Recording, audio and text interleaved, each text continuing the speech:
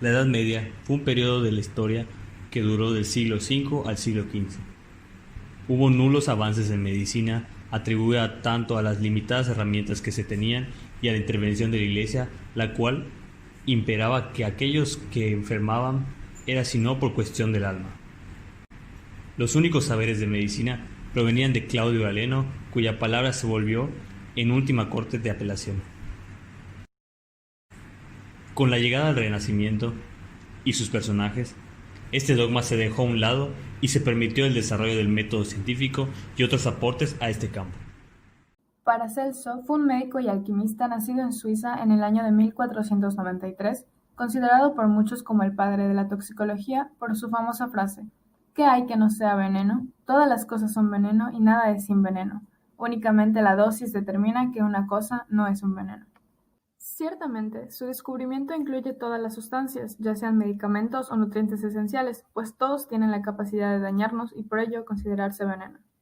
De esta forma, logró junto con sus colegas investigar el concepto de umbral en la toxicidad y definir el nivel sin efectos adversos como la dosis o concentración más alta probada de una sustancia en la que no se encuentran efectos adversos.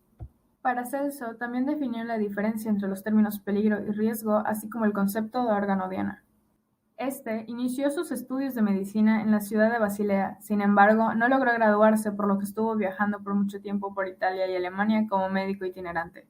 Su lema era "Alterius non site qui suces se potest", que significa "no intentes ser alguien más si puedes ser tú mismo".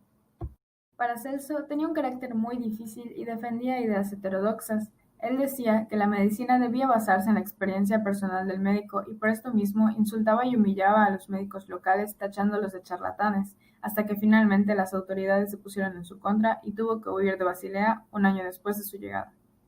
En 1520, a sus 27 años, publicó un pequeño libro llamado Volumen Medicinae Paramirum, en donde presenta la teoría de que hay 5 causas principales de la enfermedad: la influencia de las estrellas, todo el ambiente, la complexión del organismo, incluyendo la herencia, el alma y los padecimientos enviados por Dios y que son incurables. 4 años después, publicó una ampliación de sus ideas llamada Opus Paramirum, donde agregó el tercer elemento, las sales o cenizas, a la formación del universo, donde se une con el sulfuro, que son los espíritus, y el mercurio, que son los líquidos. Aquí, la enfermedad sería el resultado de trastornos en el equilibrio de estas tres sustancias.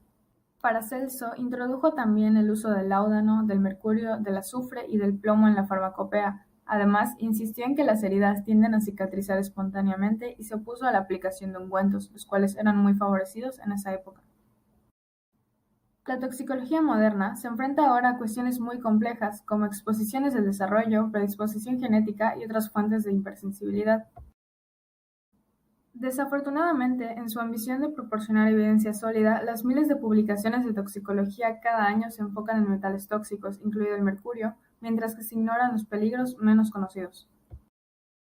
Desde el punto de vista de la salud pública, la toxicología debe proporcionar una mejor orientación sobre la toma de decisiones en condiciones de incertidumbre constante. En este rol debemos aprender de Paracelso la insistencia en confiar en los hechos, en lugar de la autoridad sola, para protegernos contra los peligros químicos.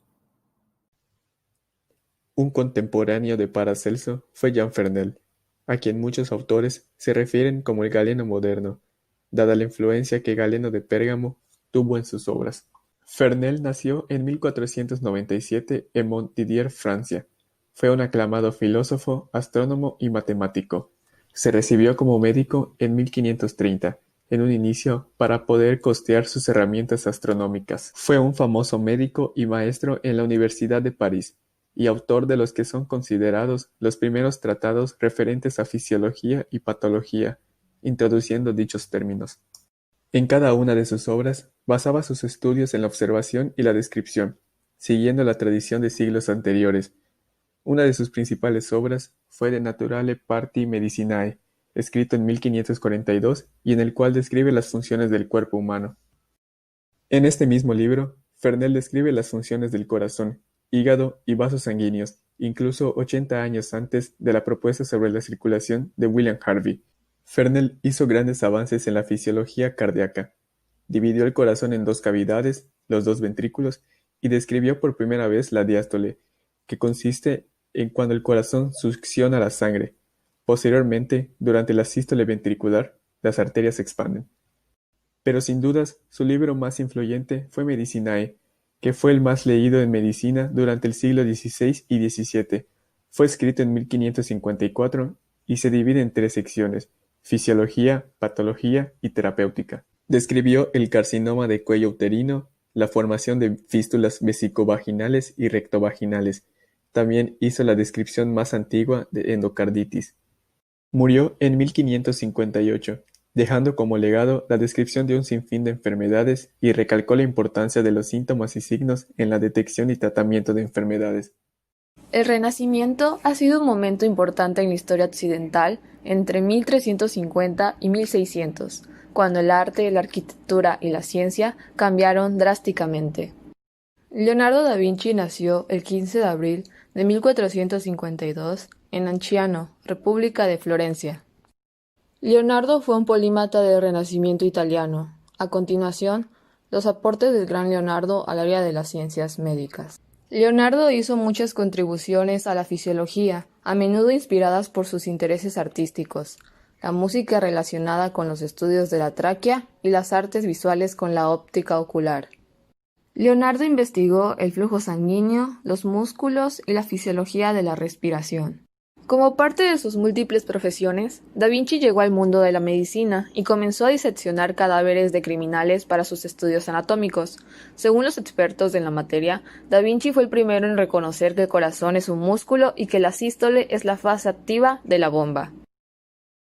El inventor lo supo tras analizar el movimiento de la sangre con sus características hidráulicas incluidas, siendo el primero en entender cómo funcionaba el sistema cardiovascular.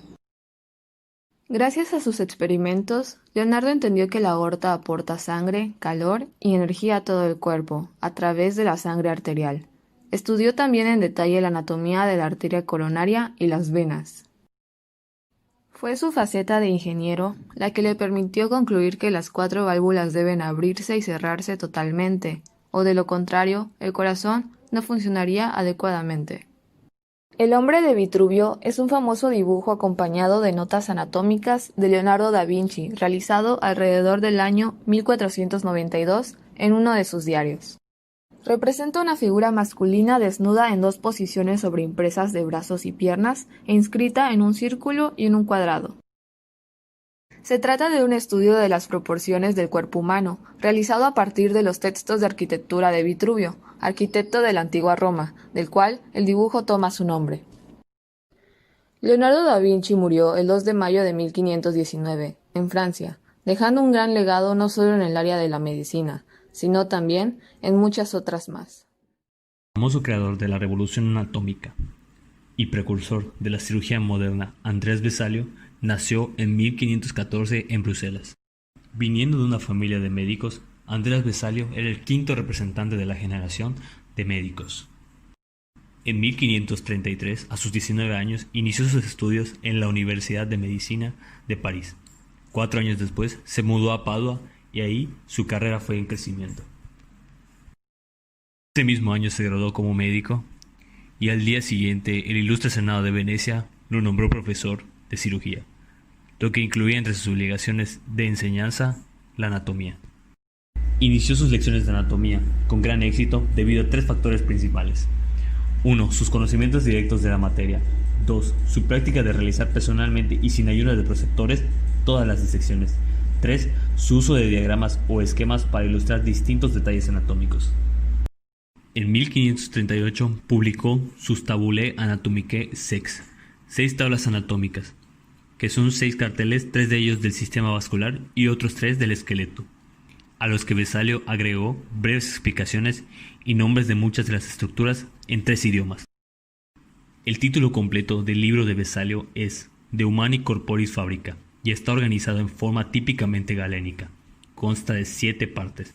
La primera dedicada al esqueleto y a las articulaciones, la segunda a los músculos estriados, la tercera al sistema vascular, la cuarta al sistema nervioso periférico, la quinta a las vísceras abdominales y los órganos genitales, la sexta al corazón y a los pulmones y la séptima al sistema nervioso central. El libro termina con un pequeño capítulo sobre algunos experimentos fisiológicos, como esplenectomía, afonía por sección del nervio recurrente, parálisis muscular después de sección medular, sobrevivencia del animal después de abrir el tórax si la respiración se mantiene con un fuelle, etc.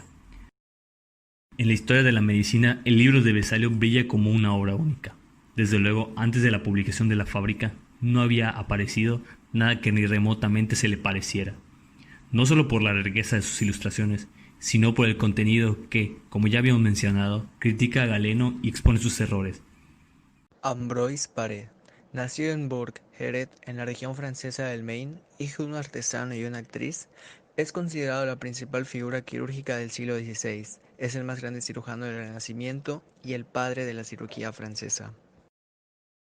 A los 17 años lograría entrar al Gran Hospital de París, fundado en el siglo VII, el Hôtel Dieu, donde comenzaría como aprendiz de barbero, una profesión inferior a la del cirujano de bata larga. Esta profesión consistía en tratar heridas, cortar el pelo, afeitar y realizar sangrías. En 1536 es contratado por un oficial del ejército para servirle como cirujano militar de Francia. Posteriormente, en la batalla de Dauvillers se aplicaría por primera vez la técnica de la ligadura de arterias a los muñones de las amputaciones. El éxito de Paré con esta técnica significó un gran avance para la cirugía. En 1545 publicó Método de tratar las heridas causadas por arcabuces y otros bastones de fuego y aquellas que son hechas por pólvora de cañón. Más adelante también publicó su obra Dix livres de la chirurgie, el cual contenía anatomía y fisiología. También describió muchas técnicas quirúrgicas tales como el uso de pinzas y ligaduras hemostáticas. Debido a sus aportaciones y éxitos, se convirtió en médico de cámara y consejero real, asistiendo a 4 reyes: Enrique II, Francisco II, Carlos IX y Enrique III. También diseñó una gran variedad de instrumentos y férulas. Con ayuda de fabricantes de armaduras, confeccionó diseños de miembros artificiales de hierro, la primera mano estética de cuero, corse para escoliosis y también una bota de pies ambos. Dentro de la obstetricia, demostró que era posible dar la vuelta al bebé antes del parto para evitar complicaciones cuando el producto viene de nalgas. En 1584, la Escuela de Medicina de la Universidad de París le concedió su bonete como doctor debido a los varios logros que tuvo. Finalmente murió en París el 20 de diciembre de 1590 a los 80 años. No cabe duda de que Ambroise está considerado como el primer cirujano de su tiempo y dejó varias obras francesas y latinas. Como se pudo observar, el método científico comenzó a tomar forma. Si bien con Galeno existía la descripción y la observación, esta no era aplicada de forma correcta, pues dicha descripción no era personal y estaba influenciado por los conocimientos de siglos antiguos, y aquello que difiriera era tachado de incorrecto. Con Fernel se comenzó a desligar de este dogma para dedicarse a un estudio más apegado a las observaciones personales y a las generalizaciones. Andrés Vesalio criticaba la forma de conocimiento de dicha época, además de las formas de aprender medicina, con la pura observación sin un contacto directo con el cuerpo humano, y los múltiples errores de descripción anatómica que hallaba durante sus disecciones lo llevaron a desarrollar un nuevo método para el estudio de la anatomía. Con esta nueva metodología, Vesalio sustituyó la palabra de la autoridad por el estudio basado en la observación personal de la realidad, sin dejarse influenciar por dogmas establecidos. Esto dio fin a la influencia galénica en la medicina y una nueva forma de aprender anatomía, en la cual la interacción con el cadáver y la realización de descripciones propias tomaron mayor importancia.